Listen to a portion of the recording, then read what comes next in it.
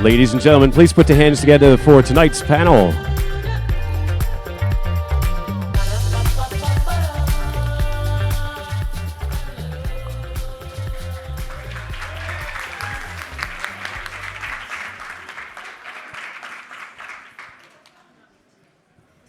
Can't clap yet. Wow, we have a full house.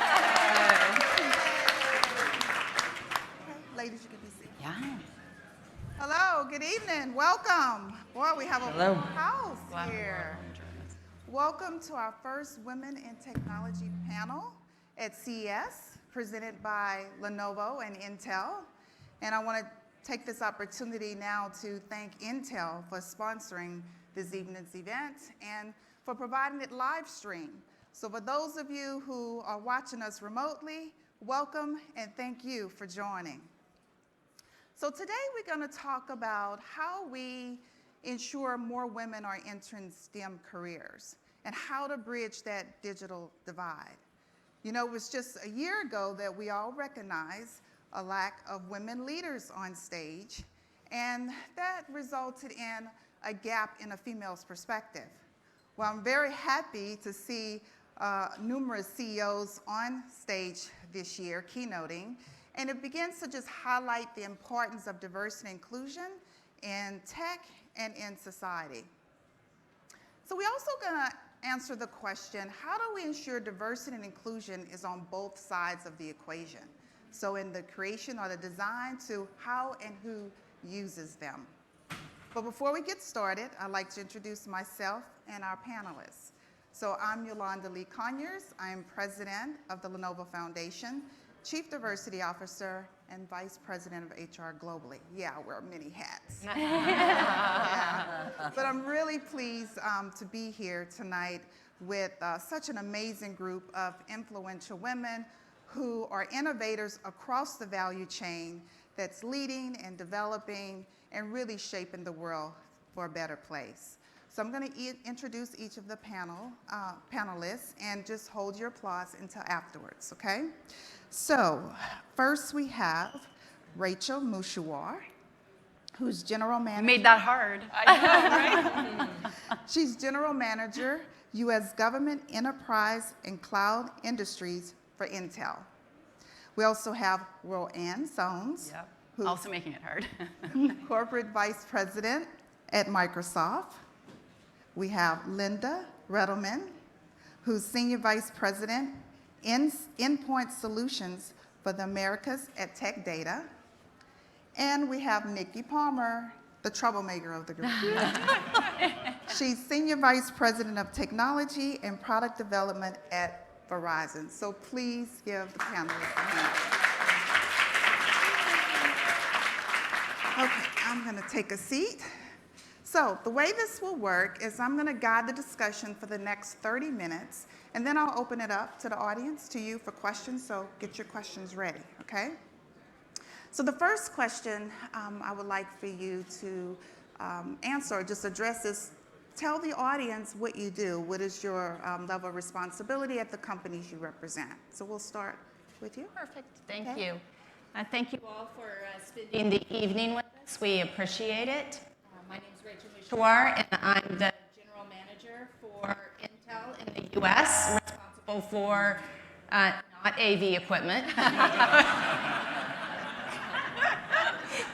But all kidding aside, I lead our U.S. sales team for enterprise customers, for our government customers, our state and local customers, as well as our Next Wave Cloud customers. Roanne? Excellent. Good luck with your AV. I'm a little nervous now. So hi, everybody. Thrilled to be here. My name's Roanne Soames. I work at Microsoft, and I lead all of our Microsoft OS efforts.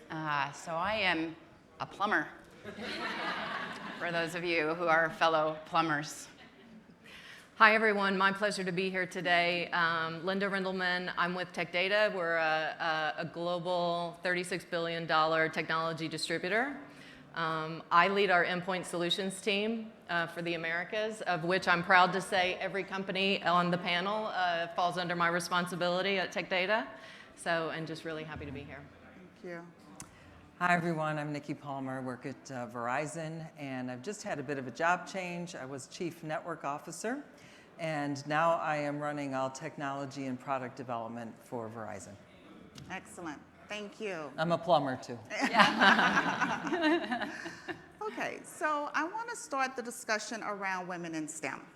So I actually graduated with a computer science degree back in the 1980s. And at the time, there were about 40% women who graduated with a computer science degree. Well, today, the number is very low. It's only 18%. Now, we've seen progress in psychology, social sciences, biological degrees, but there's a shortage, computer scientists and engineers. What can we do about this? And what part of the pipeline should we be targeting? You want to start? Sure. Okay. Let's see if this, should probably start with AV. Okay. I apologize for the issues. So from a pipeline perspective, it starts all the way back in K through 12. We have to, as leaders in our industry, help encourage diverse and inclusive opinions all the way back in the elementary schools. And of course, that then transcends into university. But then once you get out of university, as corporate leaders, we have to make sure that we've got programs in place to continue to encourage that advancement. When you look at the pipeline statistics, there are plenty of diverse people entering the workforce, albeit there still is a shortage, but they tap out at a level. And then there's a drastic decline at that certain level. So we need to pay attention to where does that transition happen and what can we do about it in real time, as well as how do we invest in the future generations. That's great. Rowan? In complete agreement with Rachel, I think it starts both in K through 12, university, and then your working world. I love the idea of scaling through organizations. So certainly in the K through 12, Girls Who Code is doing a lot of great things. There's Black Girls Who Code, DigiGirls.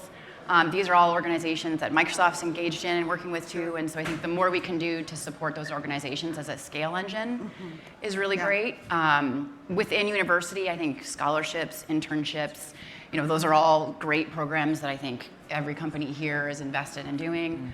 And then, when you get into the workforce, there's these exit ramp periods. I'm a mom of 3 girls, so I have a 2-year-old, a 4-year-old, and a 6-year-old. Wow. So I'm passionate in multiple ways on this one. And one of the most, I would say, intense conversations I ever first had to have was telling my manager I'm pregnant. And you just, I don't want to show any sort of, insecurity, and now all of a sudden it's just this new phase. So one of the things that actually I have been super impressed with, and this was like a grassroots effort that some of the women in the organization championed, was this concept of returnity. And it's actually both for maternity and paternity, but it's this idea that you take time off work, and then when you come back, you're somewhat of a different person, and the whole dynamic of your life is different. And so it's a support network for basically returning parents, males or females, that puts mentorship rings together, and has just seen some phenomenal results. So much so that we're actually scaling it outside of what started as a grassroots program just within our team, and much more now broadly across Microsoft. So, we can all have a role to play, even in a small capacity, and see that scale. Absolutely. So I think it's definitely about filling the pipeline, and I think the pipeline needs support in, I would say, at the bottom and the top. Tech Data does a number of things to address increasing the awareness of STEM in school-age girls, all the way from elementary to high school, working with organizations like Girl Scouts. There's an organization in Florida called PACE, Center for Girls, which helps girls, at-risk girls, get awareness of STEM so that they get the education to help them stay out of the juvenile justice system and point them in a new direction, which I think is wonderful as well. When you get into the work environment, I think what I find, and as I said, because I work for a distributor, I have the fortune to look at a lot of really big companies, and what Tech Data does as well. I think at junior levels, we're doing a great job of ensuring that there's a good, diverse workforce. I think when we get to senior levels, I love seeing initiatives like 20% by 2020, which is trying to drive more senior level women onto boards. Because I think seeing more women at senior levels, C-level roles, and on boards is really important to ensure we've got the right level of sponsorship to make sure that that pipeline keeps getting filled and keep women at all levels of all STEM organizations. Yeah, it's very good. Yeah, so it is a multifaceted problem, and if it were one silver bullet, we'd all have been doing it, and we wouldn't even have this panel, right? So it must be attacked all, throughout. From a corporate perspective, it does start at the top. Verizon has one of the most diverse boards in the country. It has its own board for its company, and with 7 out of 12 members being diverse. That has a big effect. It has an effect on the leadership, and then the leadership has an effect on middle management, and so on and so forth. So I think it really does start there. We're proud of that stat. But when you think about the pipeline, I'll just focus there for a minute. We should be impatient, and we should be incredibly frustrated, because there are young girls out there that have tremendous potential, interest, aptitude in STEM fields. And at the lowest level, math and science, that's all it is, right? And they fall off the path. So it's got to start early, just like these ladies said, but it doesn't have to be even much more than all of us as parents or as sponsors or as neighbors or as soccer moms and dads, exposing the wonders of science and technology in everyday life. Yeah. That's what it takes for a 2-year-old, a 3-year-old, a 4-year-old, a 5-year-old, right? And then when they get to middle school and they start to fall off the path because all of a sudden it's not cool anymore. Mm-hmm. And maybe their friends aren't doing it and only the boys are in the robotics club. Now is the time for intervention. And it's the time to bring, those role models in. And I think some of us feel like we can't be role models, but that's baloney. I mean, all of us can be role models. If you're in this room, you're a role model. If you're watching, you're a role model. You don't have to be an engineer or computer scientist to find them and show them to your children or to your neighbor's children.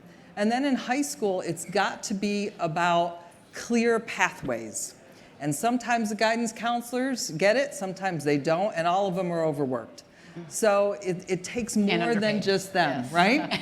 Right? And underpaid. Yes. So, I just feel like there's so much more that we could do as companies, but there's so much more we can all do as individuals and as community members, because we've got to start, very young and just work the way up, because they just fall off. It's the leaky pipe syndrome, right? They just fall off along the way, and that's not going to work in the technology future that we are embarking on right now. It's just not going to work.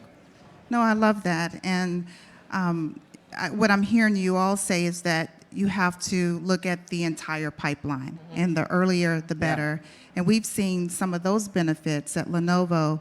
We have a great partnership with an organization called NAF, and we actually have Bill and Karen and some of the high school students here in the front row. Welcome. Fantastic. Yes.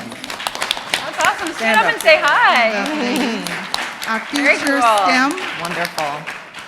But what's beautiful about this partnership and what we do is the high school students get an opportunity to learn how to develop apps on mobile phones. And in a fun way, it's a competition. And then we also provide summer internships for the students. So we're so happy to have you here.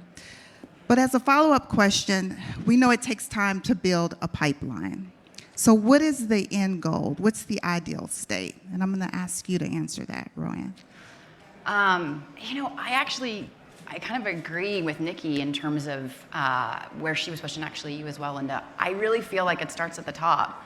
The statistics are not pretty. If you look at the 2018 Women's Leadership Report, 25% of the C-suite is women, 4% is women of color. And even in my own journey, I think I've underestimated just how important having a role model is. Being able to look up and say, oh, I see somebody who I can relate to, and that means I can do that too. not everybody is born with, the belief that everything is possible. They need somebody to sort of show that. So, to me, I think from the top is just so incredibly, incredibly important. It just creates this bow wave and it just pushes everything down. The other place too, and this is something I have been super impressed with what Satya has done at Microsoft around, is this concept of a growth mindset. It's this idea that, we all have a presence. We all have a presence at work, and that sort of culture, that dynamic, that way you interact, that moment when, maybe the person who's quiet isn't getting listened to, that moment when someone's being talked over, doesn't feel like they have, the space with which to share their ideas. That's a really tough cultural change. And in a technology world with typically a lot of type A personality types and some aggression and, some brilliant jerks, which Microsoft has used as a branding term in the past. It's our responsibility to kind of tackle this. So we've done a couple things. We have leadership principles that have, absolutely even changed the way I think. We have 10 inclusive behaviors, and this is really about giving people ways just to kind of think about it, engage, have the conversation. And then we have a process too where we have connects.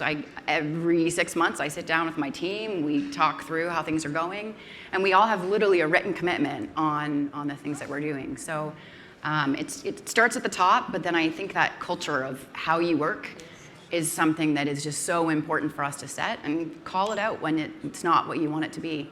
Have that sort of braveness to speak up and start to shape it. That courage, right? Yeah, for sure. So what you mentioned, you have 3 daughters. I do. They're all So how remarkable. youngins. And they have a woman mom, a role model who's amazing in STEM. Yeah. That's fabulous, and Thanks. someone to look up to. When I was coming up, I didn't have someone in STEM, but I was influenced by my high school math teacher, and he introduced me to computer science, and so that's how I got my start. I want to know, who influenced you? How did you enter STEM? You want to start? Sure.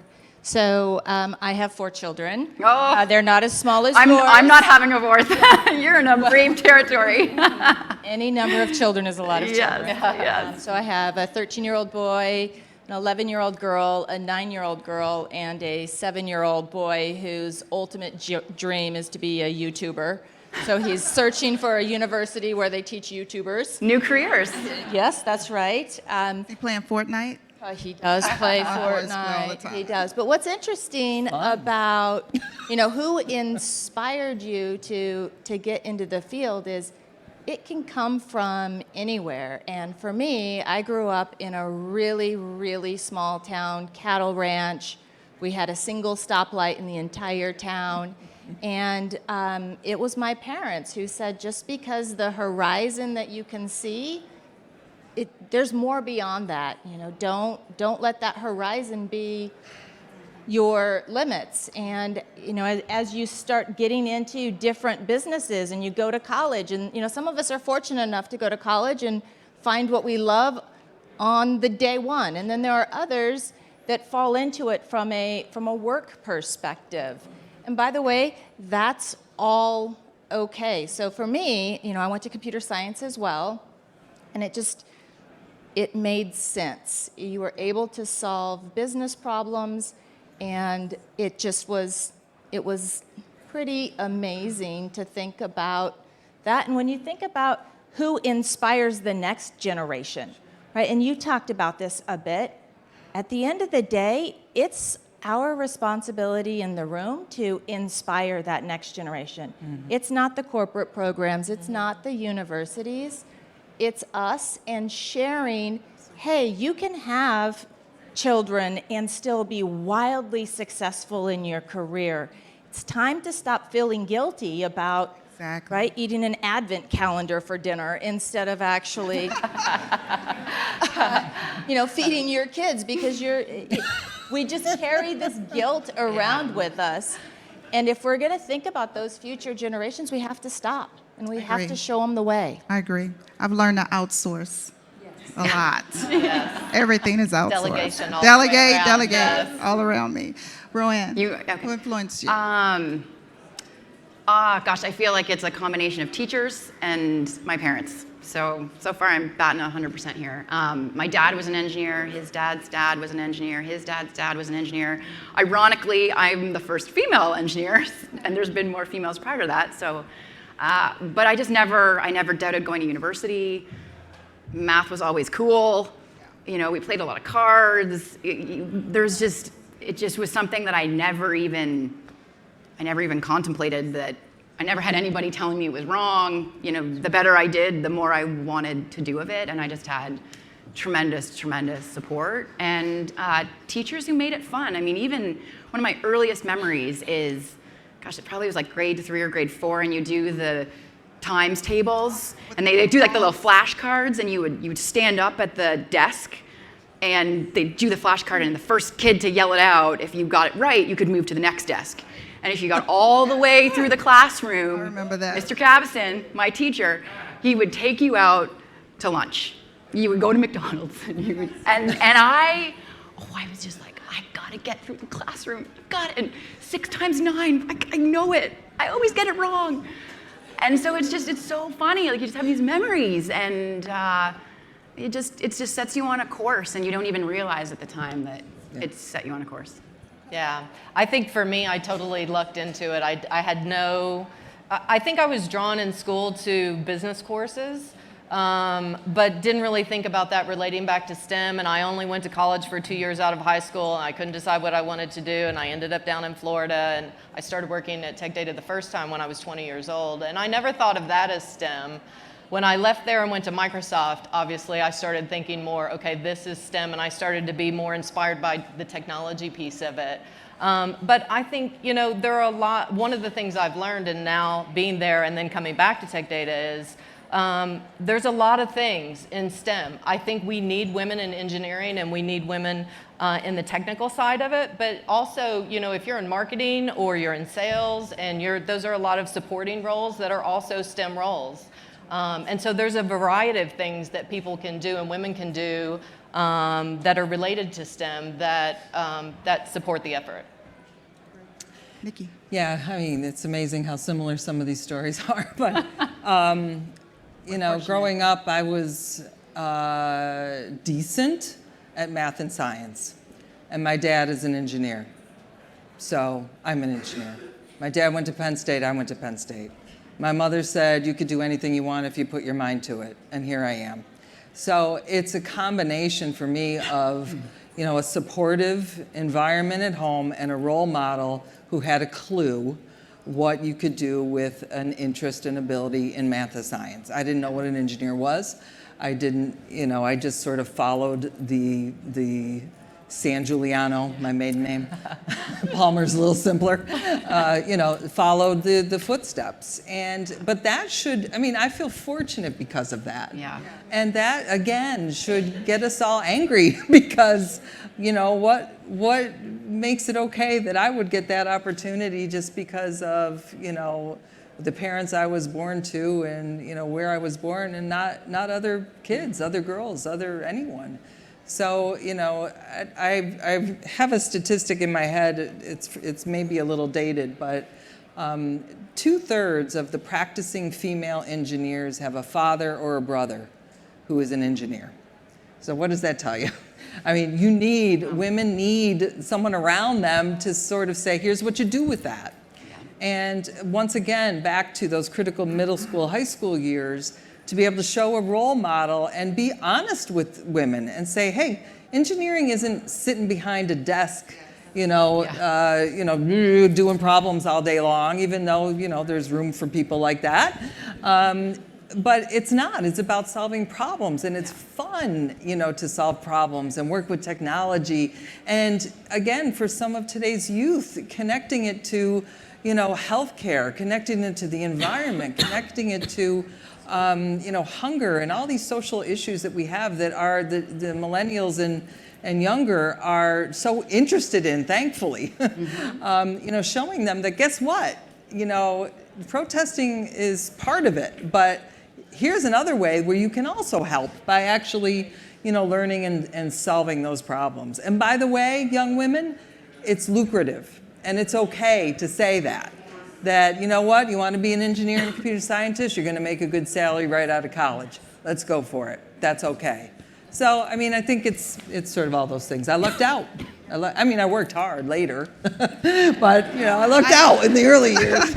No, I think it's great that we're rebranding it and helping those who are looking into it to see that it's not just you in a room by yourself programming. In fact, you're engaging with people all the time, and you can even travel around the world. Right. So it creates global travel and opportunities. I know it has for me, and it's been amazing. Sure. And you learn to problem solve not only in the workplace, but in your personal life. Right, yeah. Right? So it's a great foundation for whatever, right?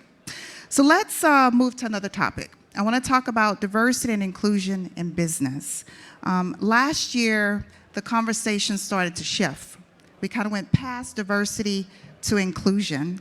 And we actually did some global research, and we found that people see tech and technology companies can play an important role in making sure diversity and inclusion is in the society, right? So, and not just within organizations, but also outside. So I want to know how your companies are addressing inclusion. So let's start over sure, here. I could start. I mean, listen, we've got, as a large, Fortune 15 company who's, yearly on the top of the list of, working mothers and, you name it, veterans, et cetera. So, I mean, all those things are there. What I would say is, it's a renewed commitment all the time. So we just put all of our people leaders through an unconscious bias training. And maybe some of you have been through it yourselves. So, but I think, it started at the top, and we took our C-suite through it, and we all sat through this class, and, you don't think you have them, but we all do. So I think it's just a good reminder. So that was sort of step number one. And then I'll let some of the other ladies talk about their companies and what you're doing.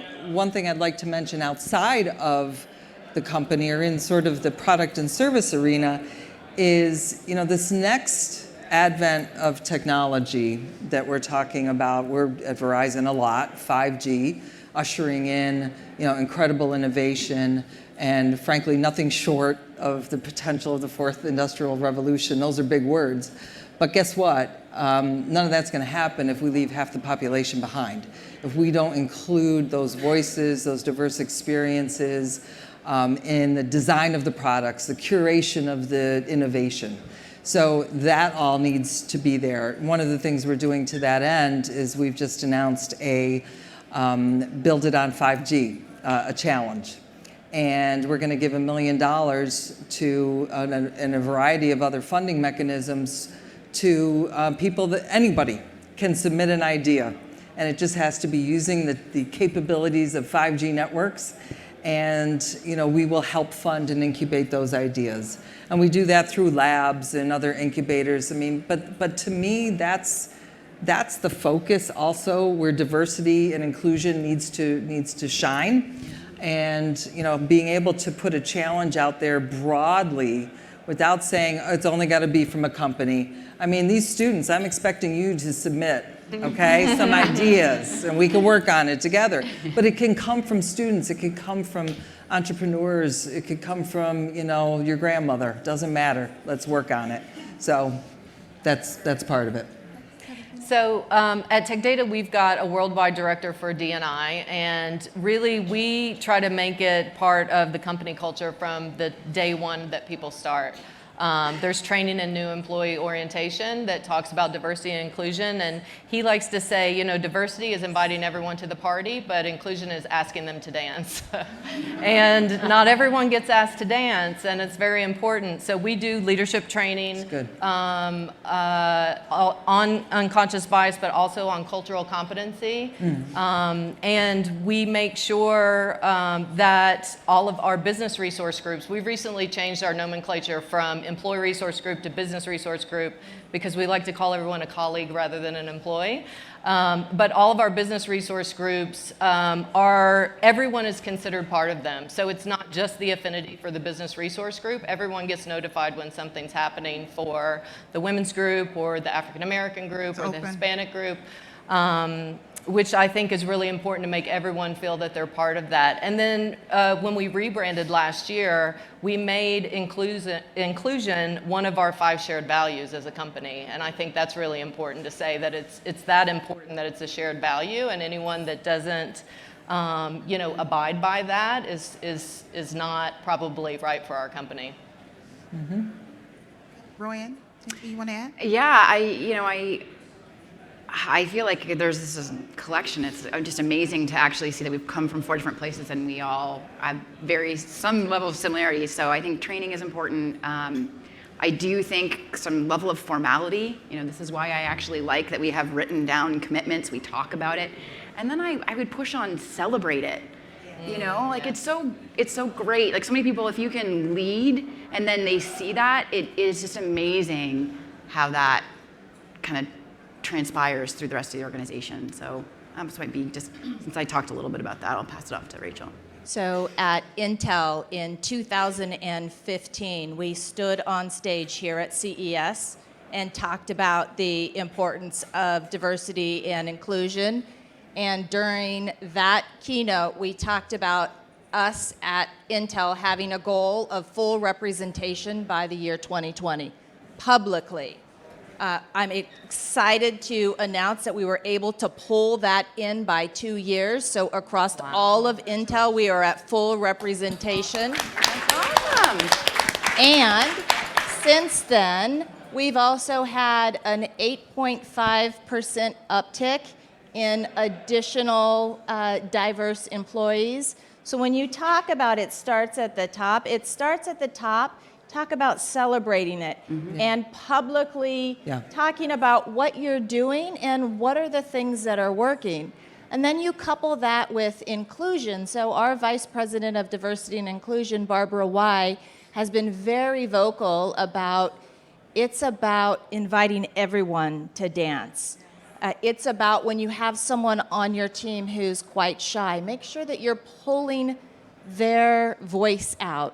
And you think about where technology is going in the upcoming years. I joked about my 7-year-old wanting to be a YouTuber, but 38% of the jobs over the next 5 to 10 years, high schoolers, they haven't even been created yet. 38% of those jobs. So if we're not consciously talking about diversity and inclusion, when those jobs are created, we're going to end up unconsciously putting bias into those job applications and even into the job profiles. So it's got to be top of mind all the time. It's like a sport. You've got to continue to practice it over and over and over. There is no finish line. No, I like that, and I also appreciate the openness.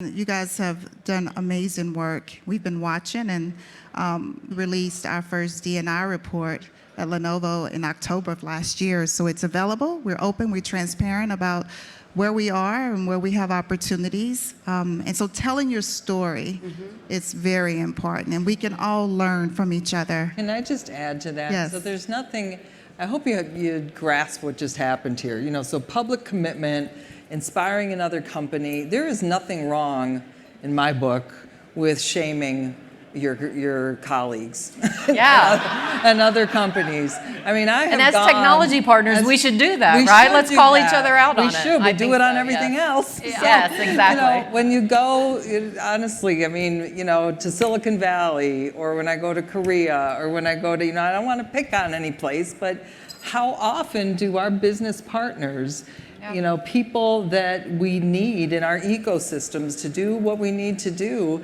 they're not living up. Yeah. And, so that's why I love what you're doing. And Verizon, is doing that too. I think we all need to be, just a little more vocal. Yep.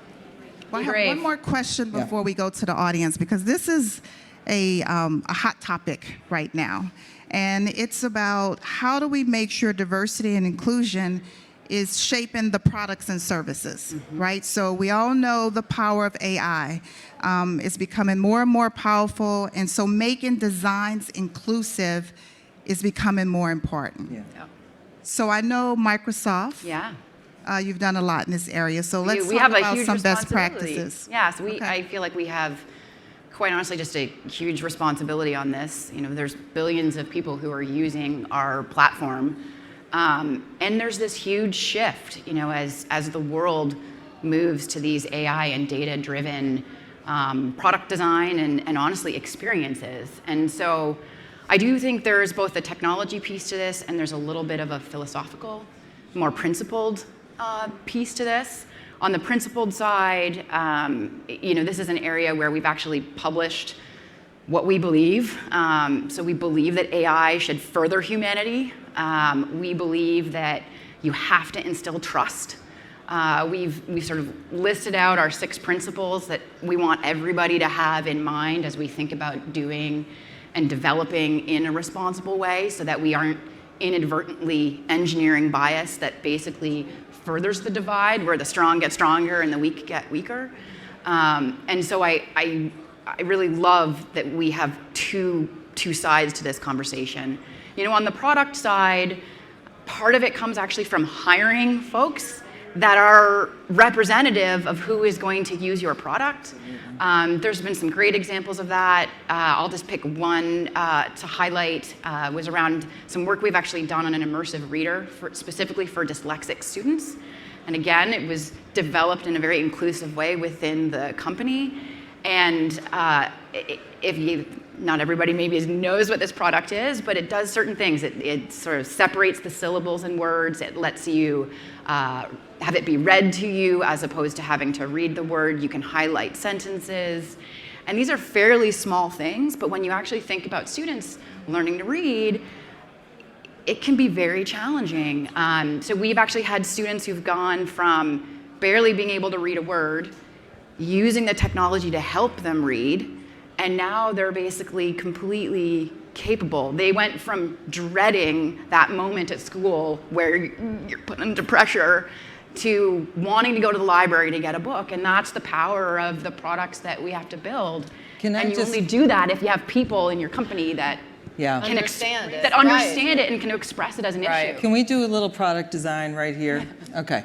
So you heard that product for dyslexic students. Couple that capability from Microsoft with a 5G ultra-wideband network.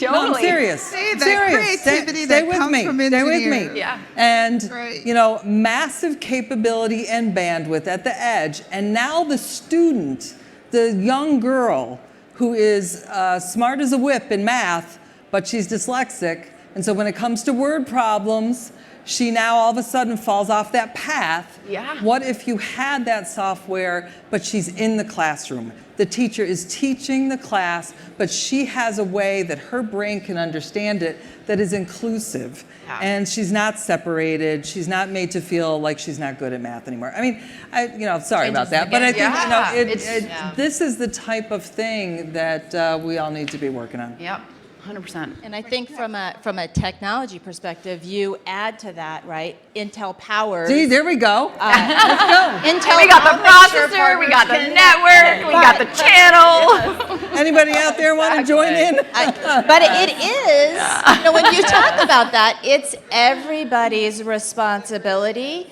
to think about how do we go solve those very difficult business problems in a way that we've never done before. And you know, whether it's diversity and inclusion in the work that you're doing with dyslexia, you know, from an Intel perspective, we're investing $12 million to get more African Americans to graduate from computer science degrees. It's all of those little efforts, but in addition, it's us. It's every single one of us, right? When you think about these ladies' stories and all of our stories, when I looked up, there weren't any role models. And if they were, they weren't married, or they didn't have kids, or if they did have kids, their spouse stayed home. And that's not reality in today's world. It's a two-income family world, and if we aren't empowered as leaders to talk about these types of things openly, whether it's publicly stating what our representation goals are, or it's talking about how hard sometimes it is to leave your kids at home, or how glad you are to come to CES because you just spent 2 weeks with your kids. But we don't talk about those things enough, and it's until we all have the courage to raise our hand and call each other on the, hey, how come there aren't any women on the stage? Or start to have those conversations, we're not going to move this forward. And that's not a world I want my kids growing up in. What a passionate group here. I love this panel. Okay, so now we will turn to you. I know you have questions. Yes. What, can we get a mic for her? Thank you. Okay, so this is for all of you guys to like answer, but as like accomplished, successful like women in STEM, what is one like piece of advice that you would have to either like, if you could talk to yourselves like when you were in high school, or to like us that we have not graduated, that like sometimes we feel discouraged about like trying to continue and things like that. What is one piece of advice for you have for us? Just suck it up and do it anyway. No, I'm really serious. I'm really serious. I've had a lot of points in my career, and even still do, where I doubt myself. And I see a lot of women that do that, I think a little more than men in my experience. But I think the advice is, you know, if you feel that way, just recognize it and move on anyway. I mean, it's the only way. Hi. So something Be confident, for sure. and that play- I share pretty regularly, give you lots of regardless if it's you know, a grade schooler, a high schooler, a university student, or an executive I'm mentoring. It's 4 simple words: start before you're ready. Yeah, that's good. Yeah, and my advice I give most often is play offense. Tell people what you want. Because even if you don't feel you're ready for it, people will remember, and you'll be amazed at how many people want to help you accomplish your goals and do the things you want to do. That's right. Yeah, and then be confident, speak up. 2 things I feel like for sure have benefited me. And then I would also push on, rely on others. You know, it really is a team sport. And build that connection, build that network, and trust it. It's there to support you, male, female, you know, so. And you don't have to be perfect. Yeah. There's this phrase of fail fast. So Yeah. if you make a mistake, brush it off, get up, and keep going. Because as women sometime, or girls, we want to be perfect in every way. And it's from those mistakes that we make is how we grow and mature. So we have to go through that journey. Yeah. Okay? Another question. So I actually have 2 questions. The first one being, you guys talked a bit about growing the pipeline, but given that research shows that women who choose to be mothers see an impact in both their earnings as well as their progression in their career path, I'm curious to know if you have any learnings or maybe a call to the industry and how they can better support those women. And the second question is, at such a large industry event, I'm curious your opinions on the fact that CES actually only has 1 nursing mothers pod for pumping for all of the women who are here. That should be enough. There's going to be some painful boobs. Yeah.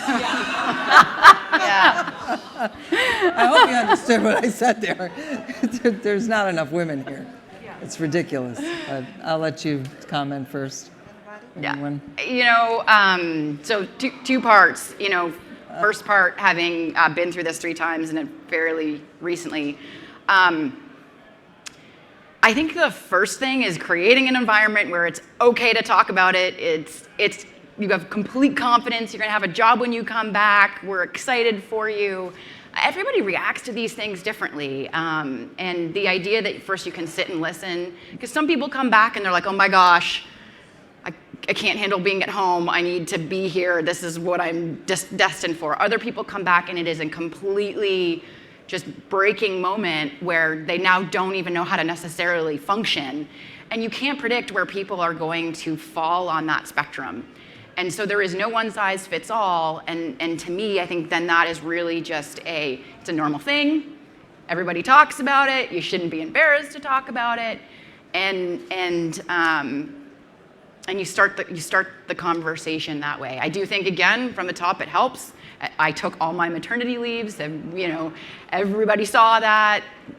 The world didn't end. I came back, and we were still dealing with the same problems we were dealing with before.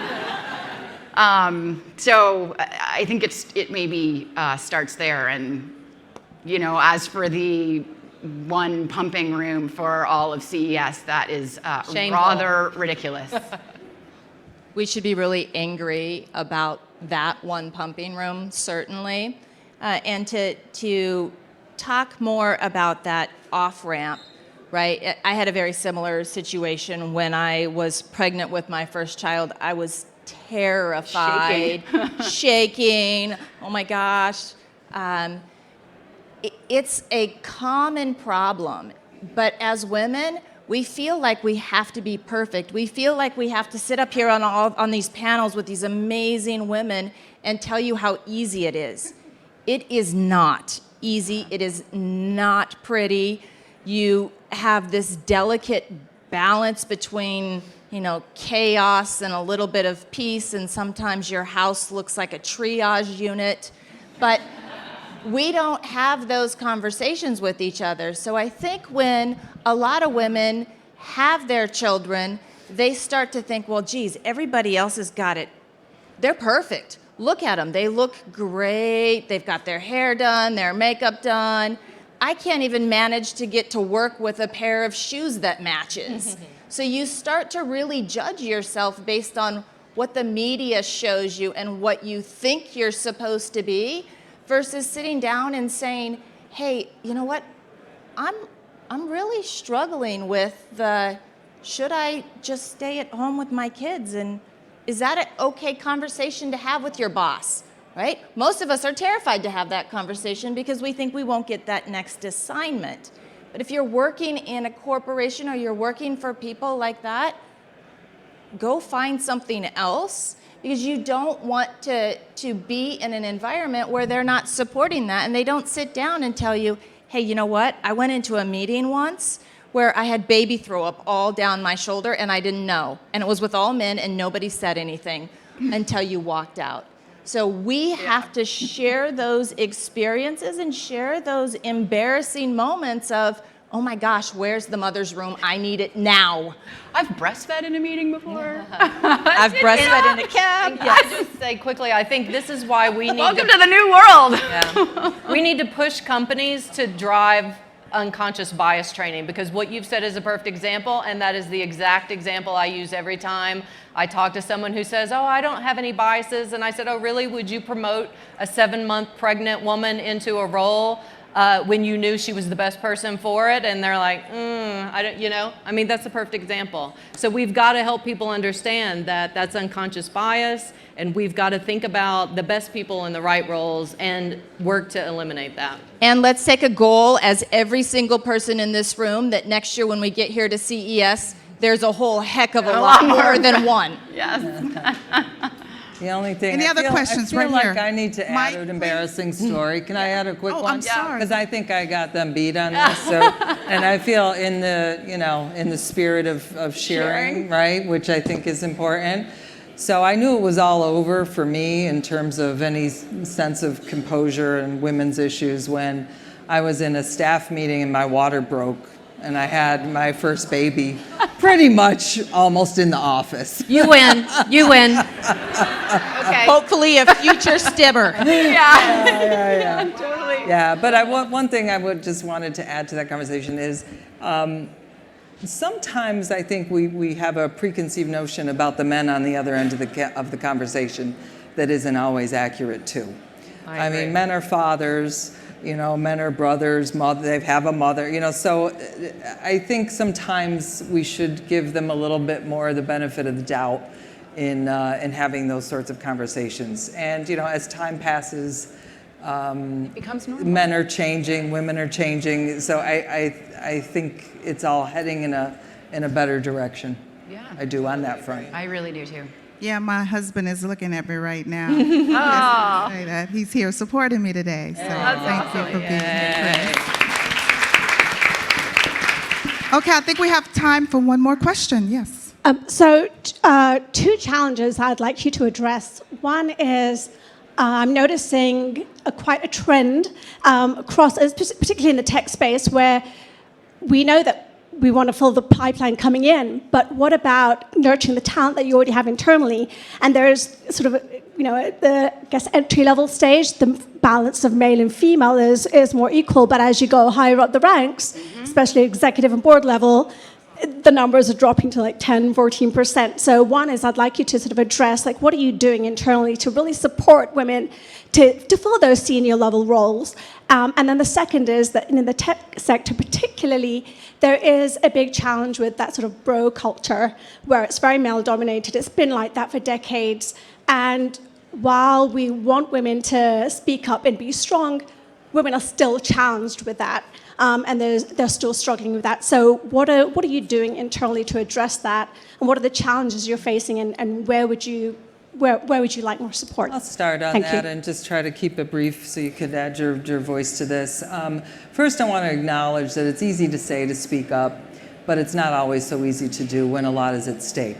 And I will tell you that I'm more apt to do that now that I have position power and influence than I maybe was early on in my career. So, you have to build that confidence. You have to pick your spots. If everything is an issue, maybe that's not the person you want to be, or maybe it is, right? It's about, deciding for yourself what feels right. In terms of helping women, the only thing I would add is, there's been a boys' club for a long time. There are girls' clubs now, and that's okay. And it doesn't mean that they're, exclusive clubs. What it means is that there are women who support other women, and there are women that get together occasionally over breakfast, or they'll have a dinner, or go out for a drink together. And we have that at Verizon.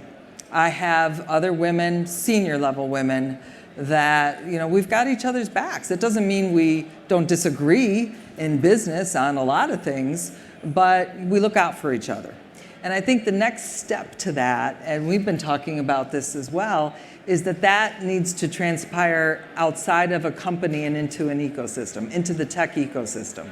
So that, whether you're here in Vegas or in Jersey or in Silicon Valley or wherever you are, like, there's more that we can do outside our company, among other companies, together, that I think is really sort of the next wave of helping women succeed. Time to get the Verizon group together with the Microsoft Life Without Lines.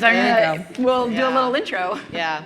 So I read a great Fast Company article recently that will address both of your questions. And it talked about how mentorship is critical for women, but that sponsorship is actually more important now. So I think ensuring that there are sponsors in every company for the high potential women that are in the company to be getting the right level of training, the right level of support and advocacy and succession planning, et cetera, is absolutely critical. And I think that's up to leadership to make sure that those sponsors are identified for those women.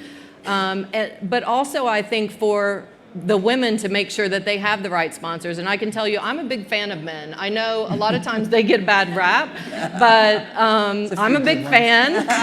And I think that, some of the best sponsors in my career have been the men I've worked with. Yeah. And so whether it's a woman who I've also had great advocates and sponsors from, or men, I think making sure that we have that diverse group of advocates around us is super important. So just to add on to that and clarify, a mentor is someone that you talk to about what you're going through on a regular basis. A sponsor is someone who talks about you to other people. And there really is a difference. And at Intel, again, it starts at the top. We've had a very programmatic approach to making sure that our senior women do have sponsors and they are the right sponsors. In addition to the sponsor and formal mentoring programs that we have, We also have put in place hotlines so that women can call in and talk about, hey, here's what I'm really struggling with. Can you help me with whatever it is that they are struggling with? And I also think, again, it goes back to every single person in this room. I think too often people think, oh, geez, you know what? I'm not a leader. I can't really mentor or sponsor somebody else because I don't have an SVP title. That's a bunch of bunk. At the end of the day, leadership is not about position. It is not about the office. It is not about any of the perks. Leadership is about what you do every single day to help those people around you, right? I think Maya Angelou said it best. People will never, and I'm going to summarize it because I don't have it exactly right, but people will forget what you did, but they will never forget how you made them feel. Yeah. Beautiful. I would just add, it's a tactical one, but I feel like it's changed a lot just within my team. Everybody, if you were a manager, you have a process you follow for how new people get hired to your team. And in a world where there has been a bit of that bro culture, and honestly, you tend to hire people who are like you. You go to your network a little bit, oh, I've got this great person for this job. Oh, it's open, this will be perfect. The reality is it's better to pause, make sure you actually put a diverse pipeline of candidates in place. You interview more than one person for the job. You actually have diverse people doing the interviewing in addition to the interviewees. And that makes sure you don't have that bias where I just relied, guy or girl, on the person I knew I could work well with because I've got this great new opportunity that just happened to come up in my team and in my division. And so it is small, but wow, putting that requirement in place. And basically, you cannot hire a person until you show me that you've had at least 3 to 4 candidates, you've got diversity within that, and you're actually picking the best person for the job. Okay, well, we're running out of time. Thank you for the questions. We're going to wrap up here, and I have one final question for you. And so in 30 seconds, I want you to talk about what I believe we have societal issues around what a woman should do, what a girl should do, and it's discouraging. And I think it prevents us from moving forward. So what is one thing you think that needs to change? Me? You're last. Okay. So there are a whole plethora of things that need to change, but at the end of the day, it starts at home.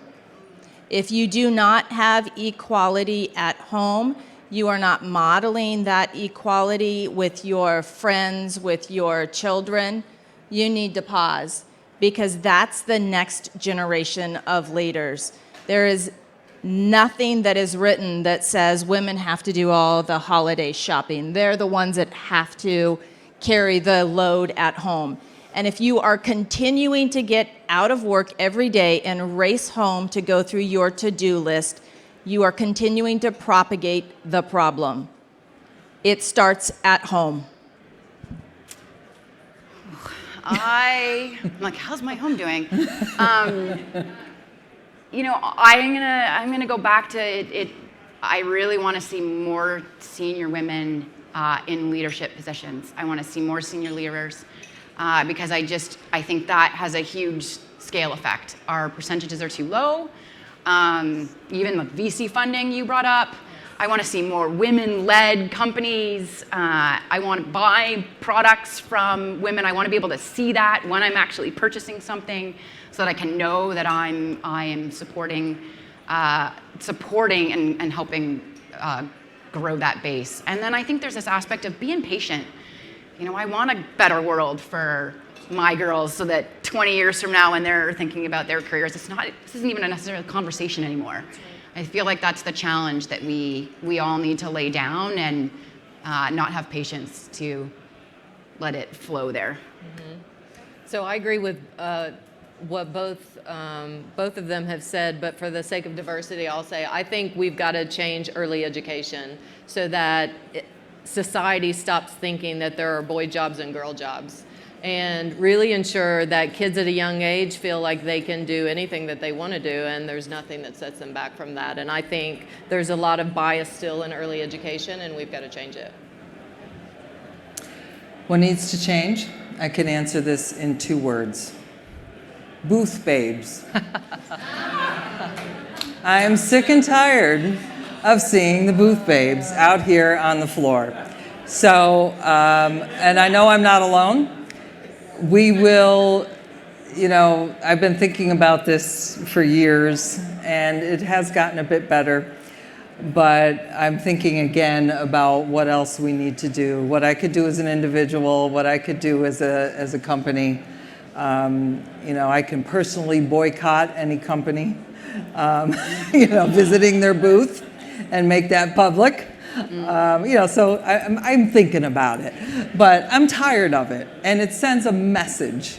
Sends a message to men and women and the industry, and it looks terrible. It's not who we want to be. I don't think any of us. Yeah. It's got to change.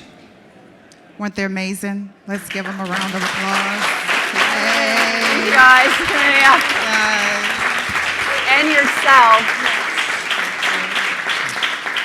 Wait, I'm just going to pause. Can we get a clap here for Yolanda, our super capable moderator?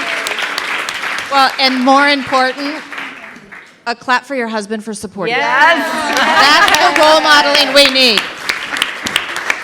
I love the way women support each other. This is what we have to do. Well, I'm just going to close and say, look, we all recognize what's happening around us. We have moved into this 4th industrial revolution where we have this emergent technology that's fusing digital, physical, biological worlds that's really changing the way we live, work, and play. And what's very clear is that we need more women. We need more women, we need more diversity, we need more inclusion as these technologies become a reality. So I want to thank you for being here tonight. And I hope that you got a deeper perspective on D&I and how it relates to technology, and you have some best practices that you can take away with you or share with others. So good night. Thank you. Thanks, everybody.